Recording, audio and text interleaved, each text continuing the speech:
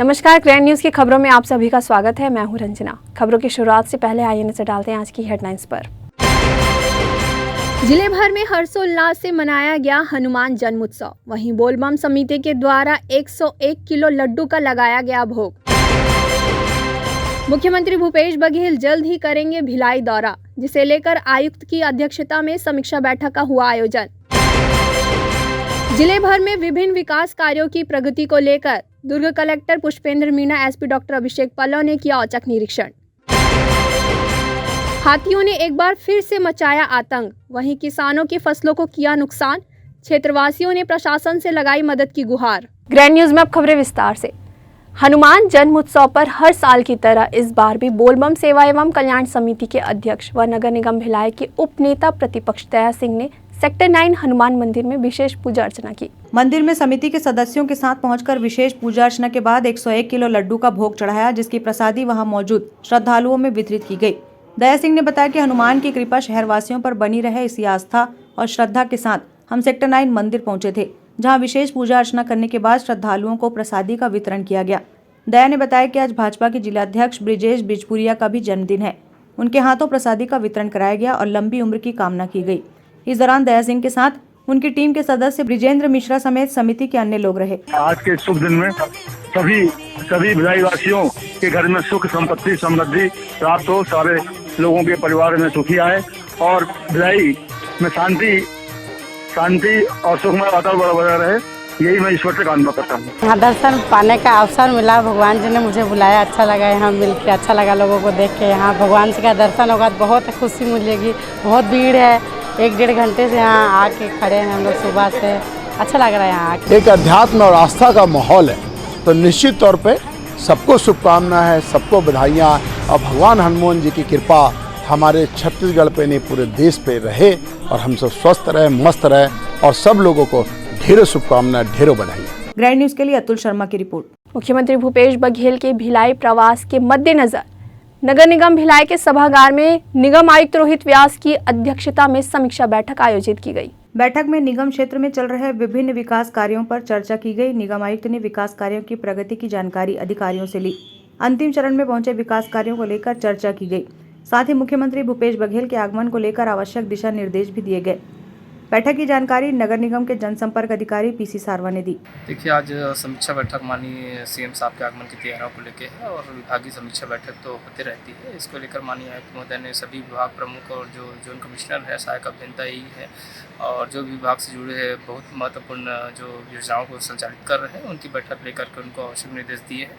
इसी तरह तब जो है आगे इस जो भेंट मुलाकात का कार्यक्रम है, उनकी जो व्यापक तैयारी होनी है, उसको लेकर के समीक्षा बैठक जो होनी है, उसको लेकर सभी बिंदुओं को लेकर के बैठक आयोजित की गई। ग्रैंड न्यूज के लिए संजय दुबे की रिपोर्ट।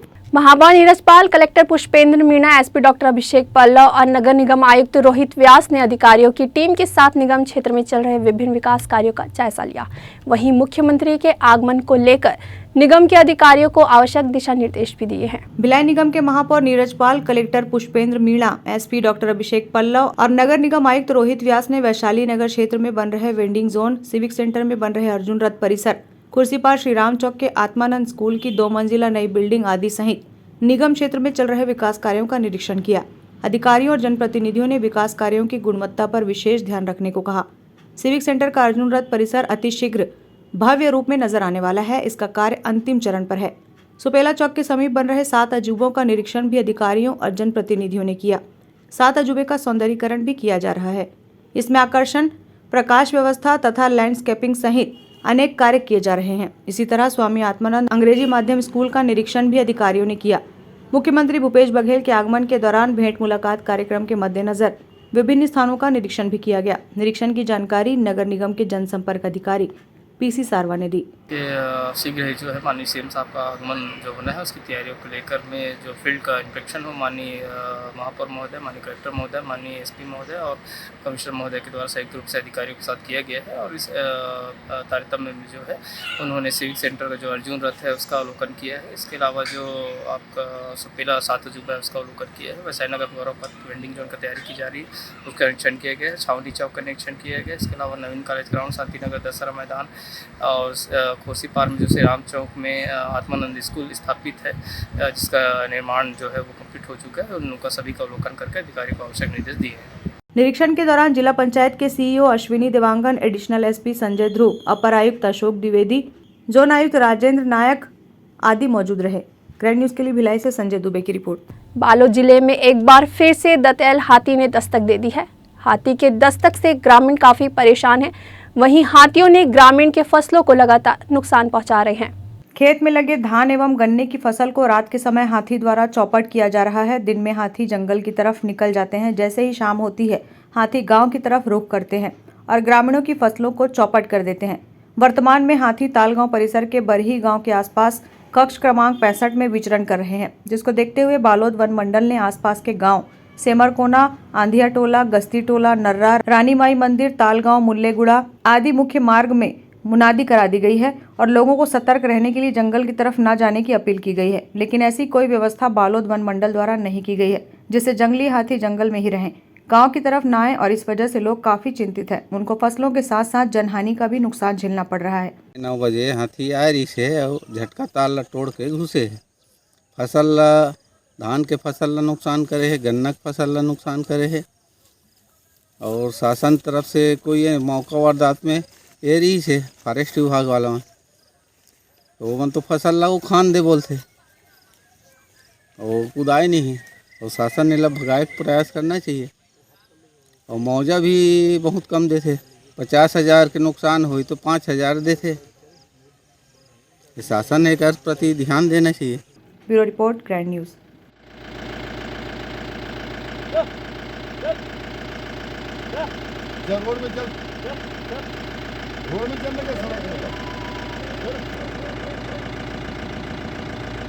अंजनी के लाल हनुमान जी महाराज की आज विशेष पूजा अर्चना की गई। वहीं शहर भर में चारों ओर भोग भंडारे के आयोजन के साथ हनुमान जन्मोत्सव की धूम रही। हनुमान जन्मोत्सव के अवसर पर शहर के सभी छोटे बड़े हनुमान मंदिर में भक्तों की भारी भीड़ उमड़ी है। इसी के तहत राजेंद्र पार्क हनुमान मंदिर समिति के द्वारा भी हनुमान जन्मोत्सव को धूमधाम से मनाया गया। सुबह से ही हनुमान जी की एक झलक पाने के लिए भक्तगण आतुर रहे।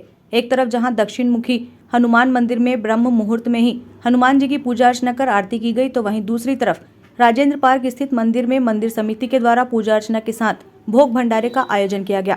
आपको बता दें कि आयोजन समिति के द्वारा प्रत्येक वर्ष हनुमान जन्मोत्सव को बड़े ही हर्षोल्लास के साथ मनाया जाता है। आयोजन को लेकर समिति के लोगों ने इस तरह की जानकारियां दी। हनुमान जन्मोत्सव हम लोग मनाते हैं, वो अपने आप में एक सोच है, वो सोच जो हमारे समाज में फैलनी चाहिए, जिसका ये उदाहरण है। और इसको देख देख के दूसरी जगह भी वैसे ही कार्यक्रम किए जाते हैं, वैसे ही भजन कीर्तन गाया जाता है। और हमने हनुमान जी से एक चीज़ बहुत ज़्यादा सीखी है जो पूरे उनके जीवन को प्रभावित करती है, वो है डेडिकेशन। वो जब आप किसी के ऊपर डेडिकेशन करते हैं तो वही आपके संकट मोचन में जाते हैं, वही आपके जीर्णोद्धार बन जाते हैं, वही आपके जीवन की नैया को पार लगाते हैं। तो यही एक प्रयास उनकी सोच को आगे बढ़ाने का, इसी प्रयास के हिसाब से हम लोग ये जन्मोत्सव बनाते हैं और उनकी सोच को जन जन तक पहुंचाना चाहते हैं, जिससे जन का फायदा हो सके। हमारा राजेंद्र पार्क हनुमान मंदिर समिति के द्वारा ये 11वां वर्ष है। हमने जो आयोजन किया है विशाल भंडारे का और भगवान जी की आज पूजा का, ये मैं इस मंदिर का थोड़ा सा एक इतिहास आपको बताना चाहूँगा। बहुत पुराना ये मंदिर ये बहुत पुराना मंदिर है जहाँ पे सिर्फ एक छोटे से हनुमान जी रखे हुए थे। हम सब मित्रगण यहाँ पे रोज़ सुबह खेलते थे और हमने जब देखा कि हनुमान जी इस अवस्था में हैं, तो फिर हम सारे मित्रों ने ये निर्णय किया कि हमें यहाँ पे इस मंदिर का जीर्णोद्धार करना है और सभी मित्रों के सहयोग से हमने ये मंदिर की स्थापना करी। और विगत 11 वर्षों से यहाँ पे बिल्कुल लगातार रोज़ निर्विघ्न रूप से पूजा पाठ होती है। हमने यहाँ पे एक पुजारी जी को रखा हुआ है जो कि रोज़ पूजा करते हैं और प्रतिवर्ष हनुमान जन्मोत्सव के दिन एक विशाल भंडारा का आयोजन किया जाता है, जिसमें सारे लोग सपरिवार यहाँ पे सम्मिलित होते हैं और पार्क के अंदर एक वातावरण कुछ अलग मिलता है लोगों को। बहुत अच्छा नेचुरल वातावरण है जहाँ पे लोगों को भी बहुत अच्छा लगता है यहाँ आके।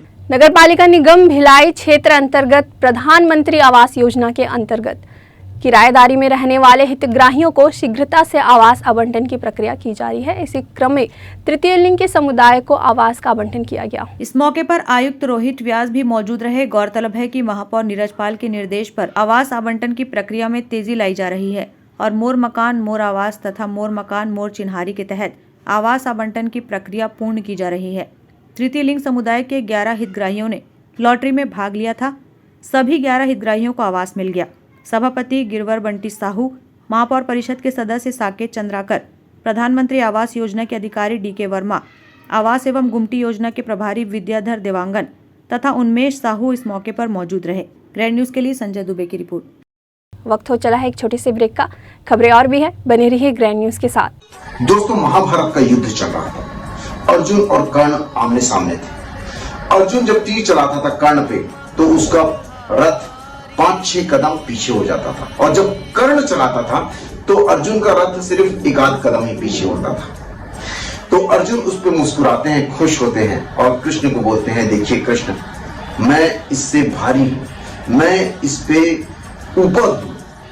तो कृष्ण मुस्कुरा के बोलते हैं कि तनिक अपने ऊपर देखो, अपने ध्वज में देखो। तो वहां पर विराजे रहते हैं श्री हनुमान जी। कृष्ण बोलते हैं कि हम तभी ऊपर होते हैं जब हमारे ऊपर कोई होता है, हमारे ऊपर किसी का आशीर्वाद होता है। वैसे ही जब महाभारत का युद्ध खत्म हो गया था तो कृष्ण बोलते हैं कि अब आप रथ से उतरिए अर्जुन को। तो वो अर्जुन उतरते हैं, कृष्ण उतरते हैं, उसके बाद हनुमान जी उतरते हैं। हनुमान जी के उतरने के बाद रथ में आग लग जाती है और अर्जुन बहुत ज्यादा भौचक्के हो जाते हैं कि और पूछते हैं कि ऐसा क्यों लग गई, आग क्यों लग गई। तो कृष्ण बोलते हैं कि आग तो बहुत पहले ही लग गई थी, इन संकट मोचन ने उस आग को संभाल के रखा हुआ था। ऐसे ही हमारे संकट मोचन हमारे श्री हनुमान जी हमारी पूरी सृष्टि पे ऐसे ही कृपा दृष्टि बरसाते रहें, आशीर्वाद करते रहें। काज सवारे बड़े देवन के तुम, वीर महाप्रभु देखी विचारो, कौन सा संकट मोर गरीब को जो तुमसे नहीं जाता है टारो। वे की हरो हनुमान महाप्रभु, जो कुछ संकट होए हमारो, को नहीं जानत है जग में कभी, संकट मोचन नाम तहारो। इस हनुमान जयंती की आपको हार्दिक हार्दिक शुभकामनाएं।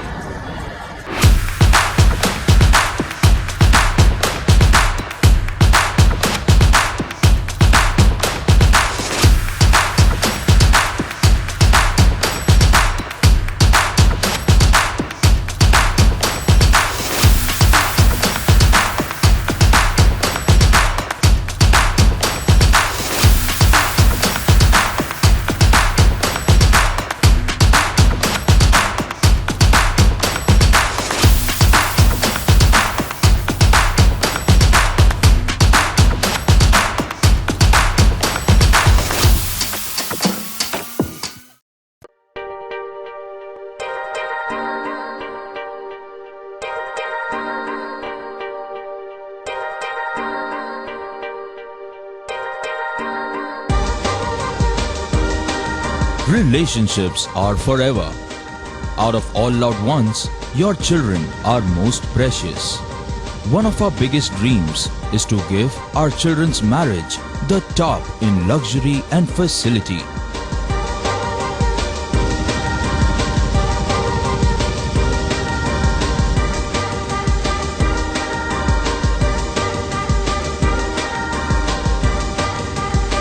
In today's busy life, you cannot afford to take time out for everything to be perfect for your marriage.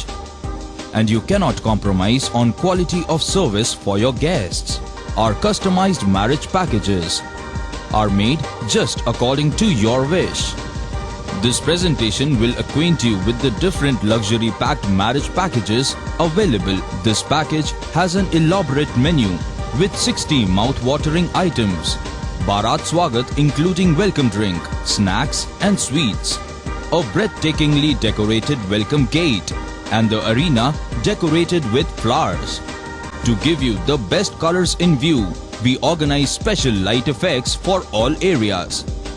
We take care of decorating the groom's car to its best attire, and exclusive DJ beats for extreme fun, and valet parking to make your guests feel like an emperor. Our exclusive add-ons give you unlimited freedom to customize your ceremony to its best.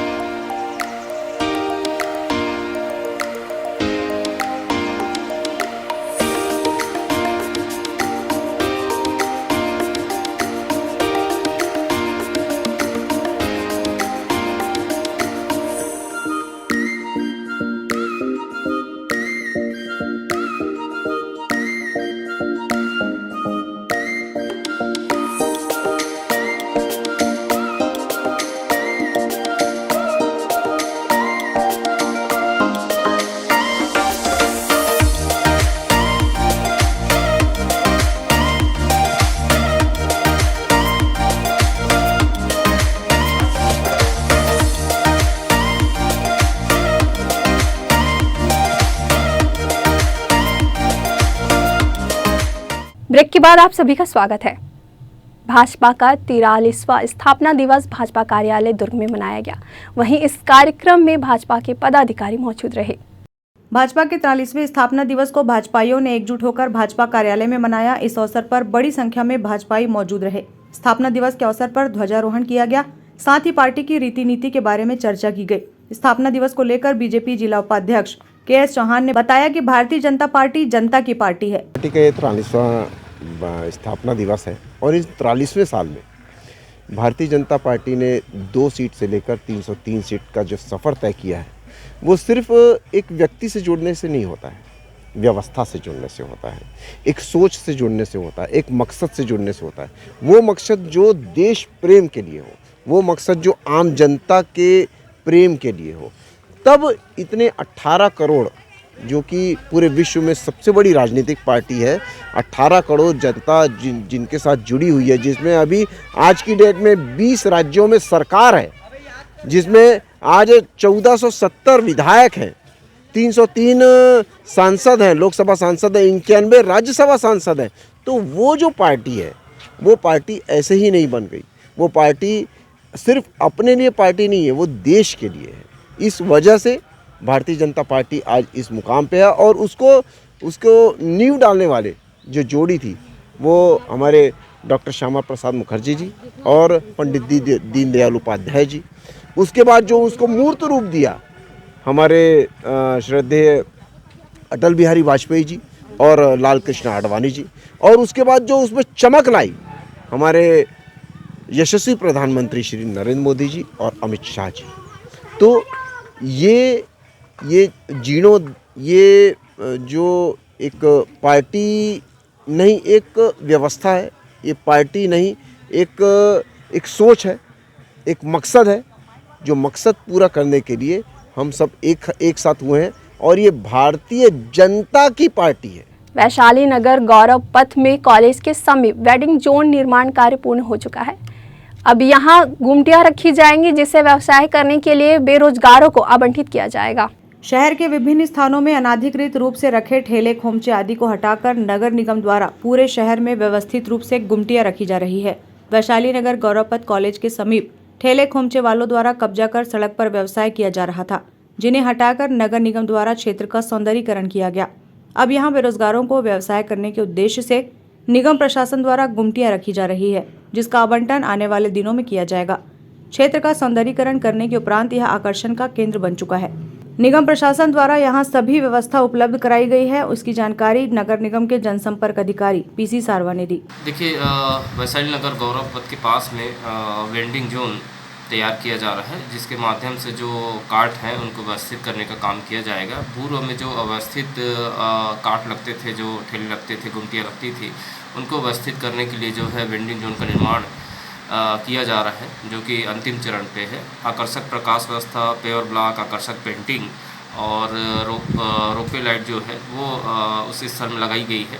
जो अवस्थित vending zone थी, जो अवस्थित ठेले थे, गुमटियाँ थी, उनको सुव्यवस्थित करने, उनको बेहतर प्लेटफॉर्म देने के लिए वैशाली नगर के जो गौरव पथ है, जो कॉलेज के समीप है, वहाँ पर वेंडिंग जोन तैयार किया जा रहा है। गौरतलब है कि शहर के अन्य स्थानों में भी व्यवस्था को बनाने निगम प्रशासन द्वारा गुमटियां रखी जा रही है। गुमटियों को लेने लोगों में होड़ मची है।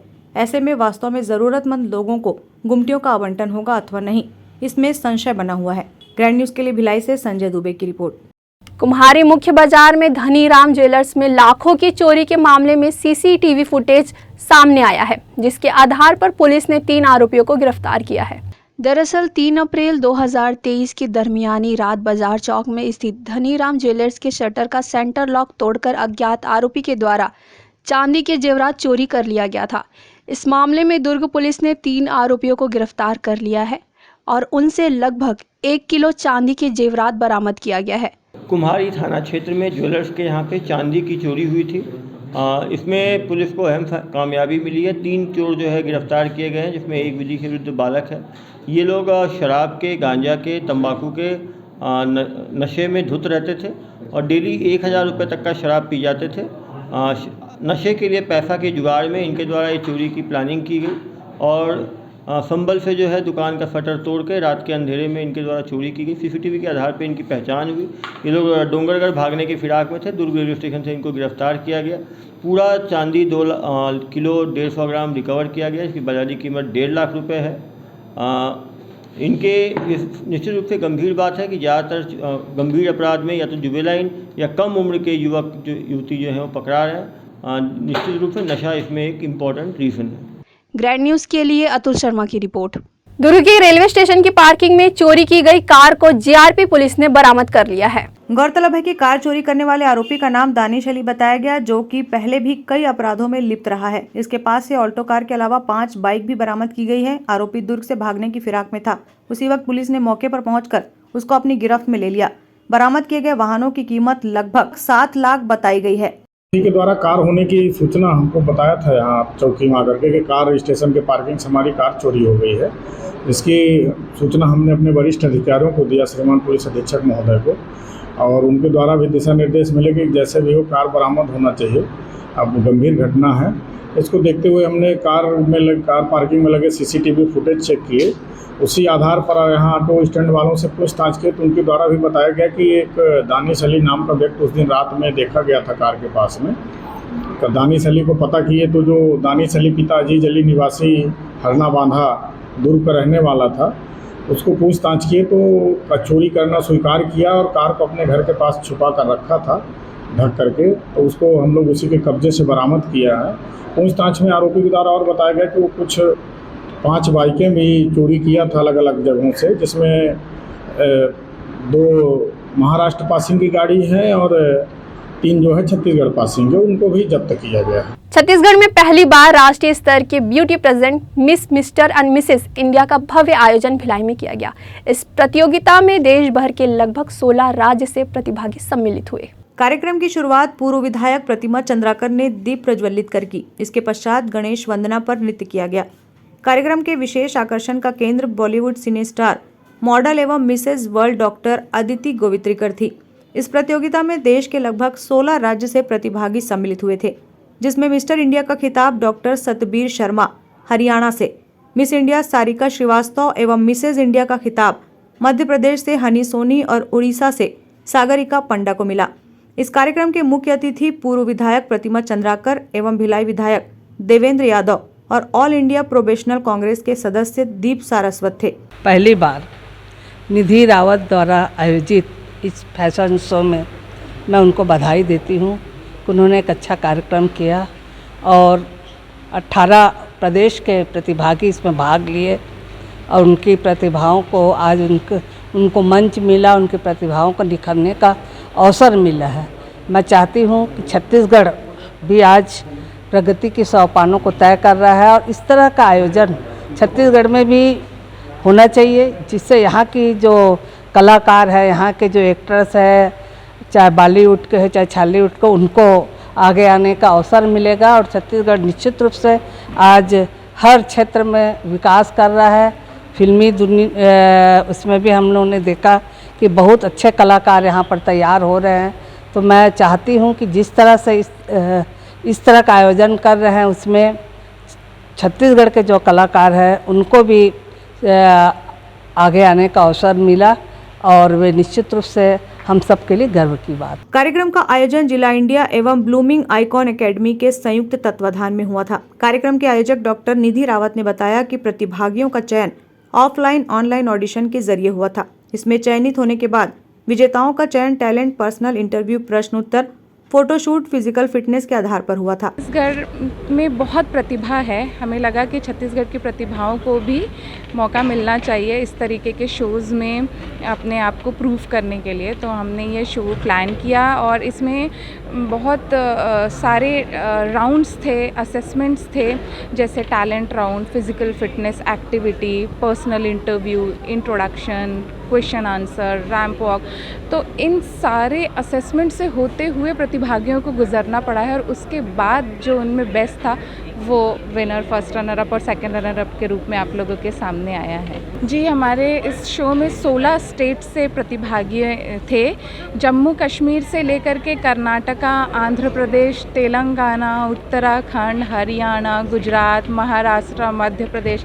तो हम बहुत खुश हैं कि हमारा पहला शो था और उसमें करीब हमें 16 स्टेट के कंटेस्टेंट्स ने पार्टिसिपेट किया। तो वी आर वेरी हैप्पी। कार्यक्रम में शामिल होने बॉम्बे से आई मशहूर एक्ट्रेस, मॉडल और भारत की पहली व एकमात्र मिसेज वर्ल्ड 2001 रही डॉक्टर अदिति गोवित्रिकर ने ग्रैंड न्यूज से चर्चा में अपने संवाददाता वैभव चंद्राकर से विभिन्न विषयों पर बात की। जी, मेरा जन्म पुणे का है, लेकिन मैं 3 साल की थी तब हम पनवेल आए। Panvel is like on the outskirts of Mumbai. तो वहाँ पे स्कूलिंग हुई, वहाँ पे मेरे फ्रेंड्स हैं, अभी भी है, हम पूरे वी स्टे इन टच। और फिर मेडिसिन के लिए जो मेडिकल डिग्री मैंने की है उसके लिए मैं बम्बई चली आई। तो तब से अब बम्बई में ही रहती हूँ। एक्चुअली मैंने नहीं डिसाइड किया, ये फील्ड ने मुझे चुना, ऐसे मैं कह सकती हूँ, क्योंकि जस्ट फॉर फन मैंने मॉडलिंग जो पैजेंट है, ग्लैड्रैक्स सुपर मॉडल पैजेंट, उसमें पार्टिसिपेट किया और वो जीत गई। और मुझे तो लगा भी नहीं था कि मैं जीतूँगी, लेकिन वो जीत गई। और उसके बाद काफ़ी काम आना शुरू हुआ, फिल्म्स के ऑफ़र आई। शुरुआत में मैंने मना कर दिया क्योंकि इंटरेस्ट नहीं था उतना, मुझे मेडिसिन करना था। तो गायना की सीट भी मिल गई थी जे हॉस्पिटल में। जैसे मिसमैच 2 रिलीज़ हुआ है, अभी मिसमैच 3 का शुरू करेंगे काम, तो वो तो होगा। इसके अलावा अभी मीटिंग्स चल रही है, so let's see what comes out of it. Actually मेरे हिसाब से ऐसे हुआ कि आई थिंक मेरे पेरेंट्स ने कभी ये ऐसे कहा नहीं कि अरे यू आर सो प्रिटी, या आजू बाजू में जो लोग थे उन्होंने कभी ऐसे नहीं कहा कि अरे तू कितनी अच्छी दिखती है। तो ये एहसास ही नहीं था। एंड मैं एक नर्ड थी, मतलब मुझे पढ़ाई में ही ज़्यादा इंटरेस्ट था, मुझे सब में अव्वल नंबर चाहिए थे, मुझे डॉक्टर बनना था, तो वही फोकस रहा। तो ये लुक्स में लाइक जब तक मैंने मॉडलिंग शुरू नहीं किया तब तक मेरे पास तो हील्स भी नहीं थे, क्योंकि कुछ संबंध ही नहीं था कि हील्स क्यों खरीदो, या लिपस्टिक नहीं थी, कुछ भी नहीं था ऐसे।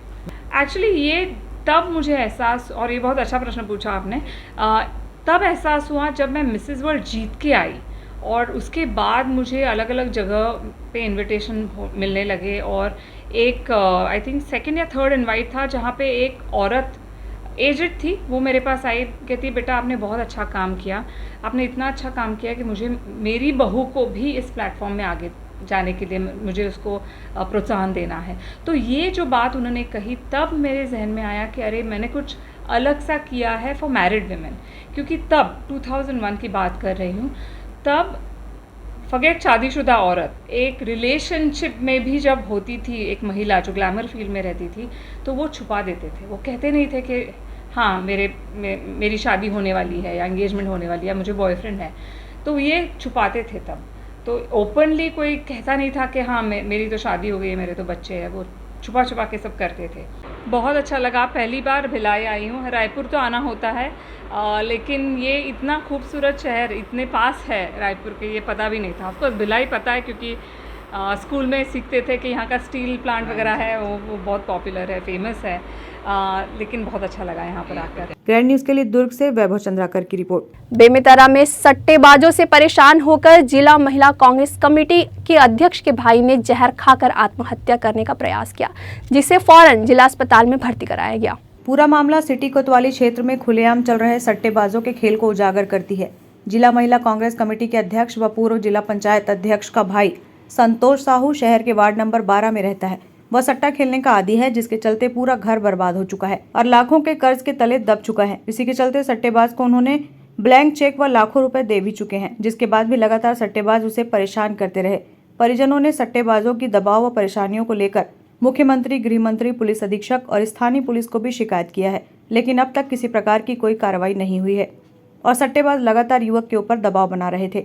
आखिरकार परेशान होकर युवक ने कीटनाशक का सेवन कर लिया, जिसके बाद उसे गंभीर हालत में परिजनों ने जिला अस्पताल पहुंचाया, जहां पर डॉक्टरों की मदद से उसे किसी तरह से बचाया जा सका।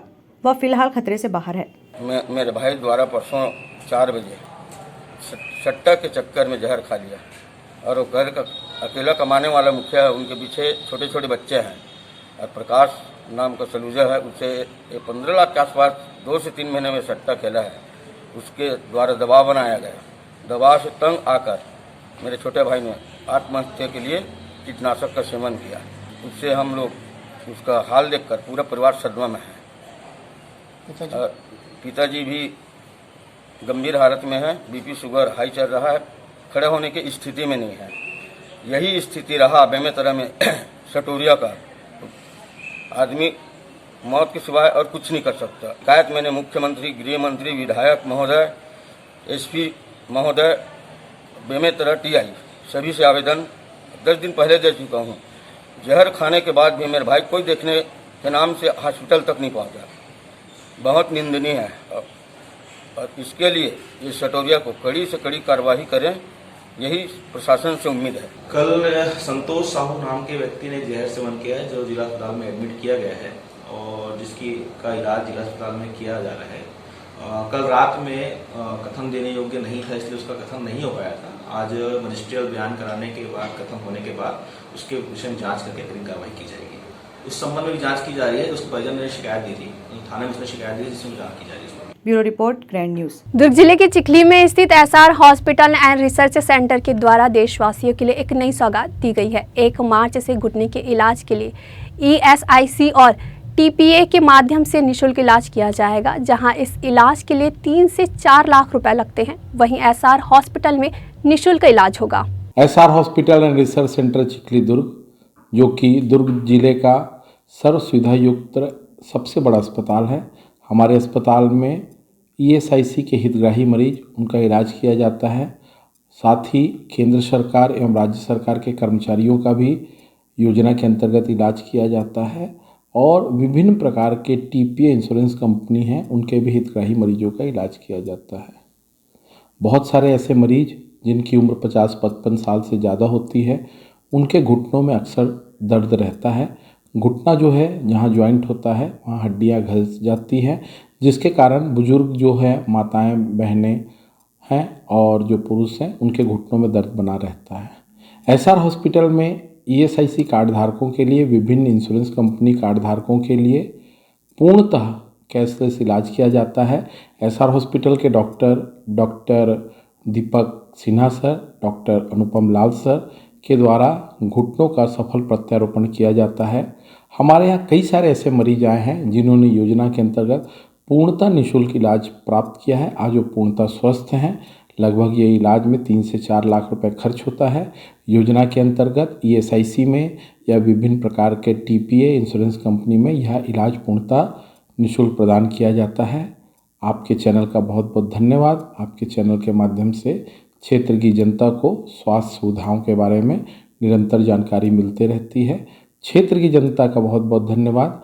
उनका विश्वास एसआर हॉस्पिटल पे लगातार बना हुआ है। अभी हमारे अस्पताल में ईएसआईसी हितग्राहियों के लिए, जो ईएसआईसी से जुड़े हुए मरीज हैं, उनके लिए कैशलेस इलाज की सुविधा उपलब्ध हुई है। तो खास करके ऐसे मरीज जिनकी उम्र 45 साल 50 साल से ज़्यादा है, जिनके घुटनों में हमेशा दर्द रहता है और जिनके घुटने घिस गए हैं, जिसका कि इलाज घुटने को बदल करके किया जाता है, जिसका आमतौर पर खर्चा 3 से 4 लाख रुपए आता है। ये ऑपरेशन अब इस अस्पताल में कैशलेस किया जा रहा है ईएसआईसी से जो जुड़े हुए मरीज हैं उनके लिए। तो मैं लोगों से अपील करता हूं कि जो भी मरीज जो कि ईएसआईसी हितग्राही हैं, जिनको घुटनों में दर्द रहता है, वो जांच और परामर्श के लिए हमारे अस्पताल में संपर्क करें। अगर आपको ऑपरेशन की आवश्यकता होती है, घुटना बदलने की आवश्यकता होती है, तो अभी यहाँ पर उनका इलाज जो है पूरे तरीके से कैशलेस किया जा रहा है। ग्रैंड न्यूज़ की खबरों में फिलहाल इतना ही। मुझे दीजिए इजाज़त। नमस्कार।